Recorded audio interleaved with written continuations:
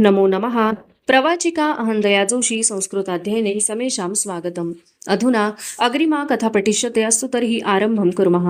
वकुबाचे 25 एक धारकरी निवडून बाजूला घेत संभाजीराजे गर्जले, हमारे पीछे आव, आणि कायदे झाडीत घोडाफेकीत अथणीत घुसले. पेटत्या अथणीच्या पेठांतून पेटता भोसला तीरासारखा चालला. हे रूप, हा आवेश वेगळा होता. सारा गाव बेचिराग करून एका झाडाच्या घेराखाली दिलेर, सर्जा, इखलास घोड्यांवर मांड घेऊन उभे होते. त्यांच्यासमोर लुटीची प्रतवारी लावण्यात काही पठाण गडले होते. कलकलत होते. उधळते संभाजीराजे थेट दिलेर सामने आले. गोंधळलेले धपापणारे जनावर कायद्यांनी थोपीत पाय उतार झाले. आइये राजे, पठाणही हसत पाय उतार झाला. हान, ये क्या चला है? संभाजीराजांचा पालटलेला जरब भरणारा आवाज साऱ्यांना जाणवला. सर्जा, इखलासही पाय उतार झाले. मतलब? भुया चढवीत दिलेर गुरगुरला. आमच्या डोळ्यांदेखत आमच्या रयतीची ही कुत्ते मौत, औरतींची बेइज्जत, किसकी रय्यत तुम्हारी? गर्दन मागे टाकीत पठाण खदखदून हसला. पठाण, आम्ही जाब विचारतो आहोत. संभाजीराजांच्या फटक्याने दिलेरचे बेगुमान हसणे थिजले. जाब? हमें आदत है जाब पूछने की, सुनने की नहीं. हैसियत संभालो. पठाणाची गर्दन नागफण्यागत ताठ झाली. कसली हैसियत? तुमच्या पठाणी जनान्याची अशी बेइज्जत केली तर? राजे, जुबान संभालो. ये काफिरों का जनाना नहीं है. पठानों की मर्द हाथ हथियार उठाकर जान की बाजी लगाते हैं जनाने पर. तुम मामूली 7,000 मनसबदार हो, हम सालारे दक्खन है. तुम्हाला कबीला हमारे जनाने में है, होश रखो. खामोश. कमरेच्या हत्याराची मूठ उपसत संतापाने थरथर कापणारे संभाजीराजे थेट दिलेरवर धावले. फासळ्या फासटून दिलेरने त्यांच्या काळजाळलाच हात घातला होता. होश रखो, संवारो म्हणत सर्जा खानाने चलाखीने पुढे होत संभाजीराजांचे मनगट पकडले. एव्हाना इखलास, खैरत, इरज यांची पठाणी हत्यारे म्यानाबाहेर सरकली होती. हाताच्या इशारतीवर दिलेरने ती खाली पाडली. थंड दमदार बोलीत दिलेर संभाजीराजांना म्हणाला, सुना था, तुम्हारे आबाजान ने आगरा में शहनशाह को तेज मिजाज का तरीका दिखाया था. भरे शाही दरबार में वाकई तुम उसके सही फर्जंद लगते हो. प्रत्यक्ष दिलेरच्या तोंडून आबासाहेबांचे वर्णन ऐकताना अंगावर वीज पडावी तसे संभाजीराजे शहारले. मनाचे बांध फुटत चालले. अपमान, संताप, स्वतःची चीड, खंत आणि आगतिकता भोसल्यांच्या डोळ्यात साकळून आली. पठाणांसमोर उभे राहणे मुश्किल झाले. फिरका घेत संभाजीराजे वळले. चित्ता उडावा तशी झेप टाकीत जनावरावर स्वार झाले. हुर झाडीत जनावर उधळले. त्यांचा पाठलाग घ्यावा म्हणून इखलास, खैरत, इरज यांनी पटापट घोड्यांवर उड्या घेतल्या. त्यांना रोखत दिलेर थंडपणाने म्हणाला, जवा है, मर्द है, सब्र गवाता है, ठंडा हो जाएगा. साज धरून दिलेर सर्जाच्या फौजा ऐनापुराकडे कूच झाले. अथणी लगतच्या डोंगर पायथ्याला संभाजीराजांचा तळ पडला. खिदमतगारांनी उठवलेल्या डेऱ्यात संभाजीराजे बेचैन फेऱ्या घेत होते. राख झालेली अथणी अंधारात डुबत होती. विचारच विचार माणसांचे रूप घेऊन हातच्या कोरड्यांनी संभाजीराजांना निर्दयपणे फटकारून काढू लागले. तुम एक मामूली मनसबदार हो, किसकी रय्यत? ये काफिरों का जनाना नहीं है. दिलेर, दिलेर कोण? कुठला? कुठल्या मुलखाचा? मांजऱ्याच्या तळावर कलम झालेले वळवळणारे शेकडो हात, तिकोट्याच्या विहिरी आडात फुगून तरंगणारी शेकडो अश्राप जनानी प्रेत, जळून राख होणारी घरटी झोपडी, कळवळून हंबरडा फोडणाऱ्या, मेलो वाचवा म्हणून ऊर पिटणाऱ्या दशदिशा. युवराज, युवराज कशाला आलात या खातेऱ्यात? मायेनं विचारणारी तिकोणी पगडी पस्तवाल एके दिवशी. तुम एक मामूली मनसबदार हो, होश रखो. तुम्हारा कबीला हमारे जनाने में है. गड जिंकून आलात. तुमची आरती कशी उतरावी उमजत नाही आम्हास. भावनेपोटी काहीतरी करून बसता तुम्ही. मग ते निपटणं नाही साधत. अक्कासाहेब, तुम्हावर हत्यार धरणं आमचं काम नाही. या मायेच्या बोलांना दिलेला बेगुमान जाग, नरसाळा. गड घेतल्याखेरीज हटणार नाही आम्ही. नको, नको ही मनसब, ही जखडून टाकणारी खिल्लत. निघावं येथून आणि कुठे जावं? मुलखात आमच्या? तिथं कुणी तुम्ही मामूली आहात म्हणणार नाही. जावं, पण कुठल्या तोंडानं? या अपेशी हातांनी पिछाडीचे सारे दोर तर आम्हीच तोडून टाकले. त्या थोर पुरुषाला निरोप दिला, परंतु ते तुमचा सह्याद्री जिंकण्यासाठी. सह्याद्री जिंकू म्हणणाऱ्याला कधीच मिळत नसतो, शरण आलेल्याला कधीच परत सारीत नसतो. त्याला तरी कुठल्या तोंडानं शरण जावं. आज हयातीची पुरती पुरती शिकस्त घेतली आम्ही. काय काय करून बसलो हे आम्ही. सुन्न बधीर झालेले ठणकते मस्तक तळ हातांनी गच्चावळी संभाजीराजे खाटल्यावर बसले. चारी पायात दातेरी गोमचाप करकचून बसलेला हत्ती जागीच कोंडून पडावा, यातनांनी तळमळत राहावा, तसे त्यांचे वाट चुकलेले राजमन कोंदून कोंदून पडले. युवराज! डेऱ्याच्या दारातून कातर साद आली. मान उठवून संभाजीराजांनी बघितले. मेहुणे महादजी निंबाळकर दारात उभे होते. यावेळी तुम्ही इथून जा. आम्हास मेहरबानीनं एकले सोडा. आमच्या जखमांवर मीठ फासू नका. संभाजीराजे तिडकीने बोलले. महादजी दबक्या आवाजात म्हणाले, आता तुम्हाला आम्ही एकले सोडू शकत नाही. मीठ फासण्यासाठी नाही, तुम्हाला मिठाची आण देण्यासाठी आलो आहोत आम्ही. मतलब? होता तोही आवाज दबका घोगरा करीत महादजी जवळ आले. युवराज, तुमचा घात झाला आहे. पठाणाला दिल्ली दरबारचा हुकूम आला आहे. तुम्हाला जेरबंद करून दिल्लीला पाठवण्यात येणार आहे. तुमच्या झगड्याचं निमित्त करून केव्हाही पठाण तुमच्या दंडात काढण्या घालायला कमी करणार नाही. दिमाग शांत ठेवा. जे करायचं ते सावधगिरीनं आणि तातडीनं करा. रातोरात हा तळ सोडा. कुठंही जा. सावध असा. निघतो आम्ही. महादजी जायला निघाले. दाजी साहेब! कळवळून संभाजीराजांनी त्यांना दबकी साथ घातली.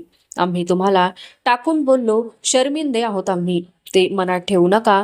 सावध असा. महादजी बाहेरच्या अंगणात गडप झाले. आता आग्र्यातील कोठडीतल्या आबासाहेबांचे सावध शहाणपण स्मरत विचारांचे दुसरे चक्र संभाजीराजांच्या मनात फिरू लागले. एकसारखे डेऱ्याच्या दारात येऊन ते मागून येणाऱ्या अक्कासाहेब आणि दुर्गाबाईंच्या मेण्याचा माग घेऊ लागले. खान साम्याने डेऱ्यात आणून ठेवलेला हाळा तसा चौरंगीवर पडला होता. काहीतरी सुचल्याने संभाजीराजांनी बाहेरच्या पठाणी पहारेकऱ्याला याद फरमावले. नायक, तुम्हारे हश्मो को आराम दो. दुसरा पेहरा हम फरमाएंगे. जी. नायकाने डेऱ्याभोवतीचे थंडीत पहारे देणारे पठाण आरामाला सोडले. सज्जनगडावरून सोबत आलेल्या मावळ्यातील माणसं निवडून संभाजीराजांनी त्यांना आपल्या डेऱ्यावर पहारा जोडून दिला. थंडीने बेजार झालेले पठाण जागजागी आपट्या पेटवून घोळक्यांनी त्यावर हात शेकीत बसले. रात्रीचा पहिला प्रहर परतला. धापावल्या भुयांनी अक्कासाहेब आणि दुर्गाबाईंचे मेणे संभाजीराजांच्या डेऱ्यासमोर आणून थोपे देत थांबविले. अक्कासाहेब आणि 6 महिन्यांचा मदनसिंह छातीशी घेतलेल्या दुर्गाबाई मेणा उतार झाल्या. मावळी पहारा देत असलेल्या मुजऱ्यांची दाद न घेता तरातर चालत अक्कासाहेब डेऱ्यात घुसल्या. शालनामा पांघरलेले, केस विस्कटलेले संभाजीराजे खाटल्यावर जागत बसले होते. विजेचा कोरडा फुटावा असे डेऱ्यात चरबी बोल उमटले. बाळ महाराज, शरम वाटते तुमच्या करणीची आम्हास. अक्कासाहेब, तुम्ही? होय, आम्हीच. तुम्हाला निकडीचं बजावण्यासाठी आलो आहोत आम्ही. उरीफुटी तुमच्या फौजेचा तिकोट्यावरचा पराक्रम डोळ्यांनी बघून आलोत. आम्हाला नाही जमणार तुमच्या असल्या पराक्रमाची साथ करणं. थंडी होती तरी संतापाने अक्कासाहेब नुसत्या थरथरत होत्या. चेहरा ओढलेले संभाजीराजे त्यांच्या जवळ आले. पडल्या गर्दनीने म्हणाले, तो पराक्रम सर्जा खानाचा आहे अक्का. आम्ही पुरते फसलो आहोत. घात झाला आहे आमचा. ही एकच रात्र आमच्या हाताशी आहे. क्षणात अक्कासाहेबांचा संताप चिंतेत पालटला. मतलब? आम्ही नाही समजलो तुम्ही काय म्हणता ते. कुठल्याही क्षणी दिलेर आम्हाला जेरबंद करून दिल्लीला धाडू शकतो. त्याला बादशहाचा तसा लेखी हुकूम आला आहे. बाळ महाराज! भयाने अक्कासाहेबांना नीट चित्कारताही आले नाही. शांत व्हा. आम्हाला आमच्या करणीचं बक्षीस पावलं तर त्याचं काहीच वाटणार नाही. चिंता आहे ती तुमची. तुम्ही सुखरूप या तळाबाहेर निघणं आहे दिवस फुटायच्या आत. अक्कासाहेब सुन्न झाल्या. पाठीशी उभ्या असलेल्या लेकरूवाळ्या दुर्गाबाईंकडे बघत कळवळ्याने म्हणाल्या, काय करून बसला आहात हे तुम्ही बाळ महाराज? तुम्ही वाटचाल केली, आराम घ्या, आम्ही आहोत. संभाजीराजे कसल्या तरी धीराने म्हणाले. नाळेच्या त्या तिघांना घेरून टाकणारी, काळजांना जाणवणारी भयाण शांतता डेऱ्यात पसरली. अक्कासाहेब दुर्गाबाई खाटल्यावर टेकल्या. दुर्गाबाईंनी झोपल्या मदनाला लेटता केला. तिघेही विचारांच्या डोहात बुडत चालले. काय करावे सुचत नव्हते. रात्र काळ पावलांनी पुढे पुढे सरकत होती. हाताश डोळे एकमेकांना निरखत होते. पुन्हा कुठेतरी जाऊन स्थिरावत होते. मध्यरात्रीचा समय झाला. बाहेर पहारा देणारा एक धारकरी डेऱ्यात आला. वर्दी देत म्हणाला, धनी, मुलखाचा हारकारा हाय, पाठवू? पाठव. अर्जुजी यादवांच्या गोटातील एक जासूद संभाजीराजांच्या समोर पेश झाला. तिवार मुजरा देत त्याने काही न बोलता 2 खलिते पेश केले. एक होता छत्रपती शिवाजी महाराजांचा आणि दुसरा होता त्यांच्या सूनबाई येसूबाई साहेबांचा. छत्रपतींनी लिहिले होते, मोगलाईत इदलशाहीत वा कुतुबशाहीत तुमच्या मनाजोगते ते कधीच घडणार नाही. देखत पत्रस्वार होऊन दौलतीत निघून यावे. आम्ही तुमचा साजेल तैसाच मरातब करू. कसलाही शक अंदेशा मनी ठेवू नये. येसूबाईंनी लिहिले होते, जे ऐकतो आहोत ते सोसण्या पलीकडे झाले. इकडे यावे. ते घडले नाही तर आम्हासच चढे घोड्यानिशी स्वारींच्या दर्शनास यावे लागेल. आपला नाही तो नाही, संगती असलेल्या जनान्याचा खयाल बरा धरावा. कुणाचे? जवळ आलेल्या आप्पासाहेबांनी दबके विचारले. शालनाम्याने पापणी कडा टिपत खलितेच संभाजीराजांनी त्यांच्या हाती दिले. मुलखाचे, आबासाहेबांचा आणि युवराज्ञीचा परत यावे म्हणून. पाझरलेले युवराज बघून जासुदाची आशा पालवली. धाडसाने त्याने जबान खोलली. धनी, आम्ही चाकर माणसं, परजीव राहत नाही. महाराजांचा अंत बघू नगासा. गाववेशीवर आपला जमावट ठाण हाय. निघायचं म्हटलंसा तर तेच करणार आहोत आम्ही. याच पावली जमावात जा, सांगावा दे आमचा. दिवस फुटीला कबिल्यानिशी आमची वाट बघा म्हणावं. सावधगिरीने निघा. वैजी जासुदाचे कान भरून पावले होते. तो लगबगीने बाहेर पडला. रात्र चढू लागली. बाहेरच्या पहाऱ्याला संभाजीराजांनी सूचना दिली. मावळा तेवढा एक जाग तय्यार ठेवा. आम्ही निघा म्हणताच दौडायचे आहे. अंगावरचा शालनामा संभाजीराजांनी उतरून ठेवला. मनसबीची वस्त्रे काढून डेऱ्याच्या कोनाड्यात फेकून दिली.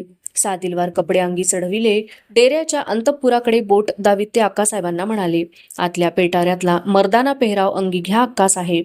या वेशात तळाबाहेर निघणे नाही साधणार. अक्कासाहेब दुर्गाबाई अंतपुरात गेल्या. अंगचा जनानी साज उतरून त्यांनी मर्दाना पेहराव चढविला. एक वार डेऱ्याबाहेर येत संभाजीराजांनी अंदाज घेतला. 300 मावळा हळूहळू एक जाग होऊन डेऱ्याभोवती जमला होता. त्यातले 10-12 हुन्नरबाज पटाईत पुढे घेण्यात आले. त्यांना इशारत मिळाली, आम्ही निघताच आमची पिछाडी धरून या. वरकड सारी इथेच थांबा. वर्दी मिळताच तळ सोडायच्या तयारीनं. उत्तर रात्र सुरू झाली. बोचरा पहाट वारा सुटला. जागजागी राहुट्यात पठाण शांत सुख झाले. छातीवरच्या भवानी माळेला हात स्पर्श देऊन संभाजीराजे पुटपुटले, जगदंब. चला. डेऱ्यातून 3 मर्दाने बाहेर पडले. त्यातील एकाच्या छातीशी दुपटे होते. निवडल्या धारकऱ्यांनी तळाचा मेणा उचलला. झपाझप चालणाऱ्या संभाजीराजांचे पाय ठसे वेचे 2 मर्दाने तळाबाहेर पडले. गाव वेशीवरचे देऊळ आले. यादवांच्या जमावाचा म्होरक्या लगबगीने सामोर आला. मुजरदेत म्हणाला, निघायचं? सबूर. संभाजीराजांनी मेणेवाल्यांना पुढे घेतले. अक्कासाहेब बसा आत. मेण्याचा आड पडदा हटला. मर्दानी वेशातल्या अक्कासाहेब आणि दुर्गाबाई पुढे आल्या. संभाजीराजांनी वाकून राणू अक्कांच्या पायांना हाताची बोटे भिडविली. बाळ महाराज. आवेगाने राणू अक्कांनी त्यांना उठवून छातीशी बिलगते घेतले. सांभाळून या. अक्कांचा आवाज धरला होता. झोपल्या मदनाच्या गालावर ओठ टेकत संभाजीराजे दुर्गाबाईंना म्हणाले, जपून असा. मर्दाना वेशातल्या 2 राजस्त्रिया मेण्यात बसल्या. धारकऱ्यांनी मेणा उठविला. हत्यार बंदांनी त्याभोवती चटकन घेर धरला. मेणा पन्हाळाच्या रोखाने धावू लागला. पहाटेच्या अंधुक प्रकाशात अस्पष्ट होत जाणारा तो मेणा संभाजीराजे कितीतरी वेळ एकटक निरखत राहिले. तळावर वर्दी गेली. जमले मावळे सशांच्या पावलांनी तळावरून उडाले. पाठीशी 300 मावळा घेऊन पहाटेचा गारठा फोडत संभाजीराजे थेट विजापूरच्या रोखाने निघाले. होय, विजापूरच्याच. छत्रपती शिवाजी महाराजांच्या समोर उभे राहायला त्यांना तोंड नव्हते. त्यासाठी सिद्धी मसूदची मध्यस्थी घेऊन मगच ते दौलतीत परतणार होते. धाब्याच्या घरट्यांनी दुहाती शिस्त धरलेले विजापूर समोर येताच संभाजीराजांनी वेशीवरच आपल्या पाठची घोडाईत शिबंदी थोपती केली. 2 दिवस अविश्रांत उडत्या खुरांची ही दौड सतत चालली होती. जमावातील विश्वासाचा एक जासूद पुढे घेऊन त्याच्या हातावर आपल्या बोटातील निशाणी अंगठी उतरून ठेवीत युवराज त्याला म्हणाले, ही परवल किल्ल्याच्या पहाऱ्याला दाखव. वजीर मसूद खानासामने पेश होऊन आमचा सांगावा सांग. आम्ही जातीनिशी आलोत. खास निमित्ताने भेटीची इच्छा करतो आहोत. जी जासूद मूठ भरून घोडाफेकीत विजापुरात घुसला. समोर दिसणारे विजापूर निरखताना संभाजीराजांना आपल्या थोरल्या महाराजा साहेबांची, शहाजीराजांची आठवण झाली. त्यांची सरती वर्ष याच शाहीत गेली होती. कधीच त्यांचे रूप डोळ्यात भरून घेता आले नव्हते. पुरात गेलेला जासूद मसूद खानाची भेट घेऊन परतीचा निरोप घेऊन आला. वजीराने 10-20 हत्यारबंद हशम त्याच्या संगती देऊन निरोप धाडला होता. जल्दी आना. आपल्या शिबंदीसह संभाजीराजे विजापुराच्या किल्ल्याकडे निघाले. घडी व दगडांच्या भक्कम तटबंदीने किल्ला बंदिस्त होता. तटाच्या बुरुजांवर हाती नंग्या तिघी झळकवीत हपशी धारकरी पहारा देत फिरत होते. सिद्दी मसूदला वर्दी गेली. आमच्या मसलतकारांसह युवराजांना तो सामोरा आला. काळी शार दाढी हनुवटी भोवती फिरलेल्या फरीसारखा भरगच्च सतेज चर्येच्या संभाजीराजांचे रूप निरखतच मसूदने शिवाजीराजे कसे असतील याचा अंदाज बांधला. आइये शहाजादे म्हणत मसूदने संभाजीराजांना खांदा भेट दिली. हाताला धरून बैठकी महालात आणून त्याने युवराजांना इतमामाने बैठकीवर बसवले. वजीर, आमचा पठणाचा बेबनाव झाला आहे. आम्ही मोगलाई सोडली आहे. संभाजीराजांनी विषयाला हात घातला. सुना है राजे, यह वजह है तुम्हें जल्दी किले में लाया है. एक मसलत हम पेश करते हैं, सुनेंगे आप? जरूर. संभाजीराजांनी मसूदचा चेहरा अंदाज घेत निरखला. जल्द से जल्द आप अपने अब्बा जान के पास लौटिए. यहाँ रहना आपको खतरे का है. आपको यहाँ रखना हमारे तख्त को धोखा है. सोचिए. ज्याचा मुलूक शिवाजीराजांनी नुकताच लुटला होता, प्रत्यक्ष संभाजीराजे दिलेर सर्जा यांनी रगडला होता, तो सिद्दी मसूद दूरच्या अक्कल हुशारीने मसलत घालत होता. संभाजीराजांना ठेवून घेऊन तो दिलेर आणि शिवाजीराजे या दोघा मातब्बरांना विजापूरवर हल्ला करू द्यायची संधी व कारण द्यायला तयार नव्हता. तसेच हाताशी आलेल्या संभाजीराजांना घाताने जेरबंद करून त्या दोघांचा संताप आदिलशाहीवर ओढवून घ्यायलाही तो राजी नव्हता. समोर बसलेले संभाजीराजे त्याला सोनेरी कटारीसारखेच वाटले असावे. देखणे धारदार, तरीही उराशी न लावता येणारे. मसूदची मसलत घेऊन संभाजीराजे विचारगत झाले. समय गमावला तर अब्दुल रज्जाकशी चकमक द्यावी लागणार. सगळ्या वाटा कोंडल्या होत्या. सिद्दी मसूदच्या मार्फतीने महाराजांशी बोलणी लावण्या इतकाही वेळ हाताशी उरला नव्हता. काय करावे सुचत नव्हते. कसला तरी निर्धार बांधत संभाजीराजे बैठकीवरून उठत म्हणाले, ठीक आहे वजीर, आम्हास पिढे द्या. समाधानाची एक नकळती लकेर मसूदच्या दाढीवर तरळून गेली. पुढे होत संभाजीराजांचा हात हातात घेत तो म्हणाला, ये शाही महल है. शहजादे, आपके इतमाम में यहाँ कसूर नहीं होगा. मसूदने आपल्या कारभाऱ्याला टाळी दिली. पेश आलेल्या कारभाऱ्याच्या कानात काही अस्पष्ट कुजबुज केली. जी म्हणत कारभारी बाहेर पडला. थोड्या वेळातच महालात सरपोसबंद तपके घेतलेले खिदमतगार आले. त्यांच्याकडे बघत मसूद म्हणाला, ये नजराना है राजा शिवाजी के फर्जंद के खिदमत में. हमारे हशम भी साथ रहेंगे आपके. पोशाख बिछायती सरंजामाच्या त्या आदिलशाही तबकांचा स्वीकार केल्याबद्दल त्यांना हातस्पर्श देताना संभाजीराजांची जबानच खिळली. कारण परतीचा म्हणून वजीराला द्यायला त्यांच्याजवळ कसलाही नजराणाच नव्हता. कारण आता तर ते 7,000 मोगली मनसबदारही नव्हते. सिद्दी मसूदचा निरोप घेऊन संभाजीराजे किल्ल्याबाहेर पडले. पन्हाळ्याचा रोख ठेवून 1,000-1,500 शिबंदीनिशी दौडू लागले. अवशिष्टा कथा अग्रिमे भागे पठिष्यते. अस्तु तर्हि पुनर्मिलामः. तावन् मंगलम भूयात्, शुभम भूयात्. नमो नमः. धन्यवादः.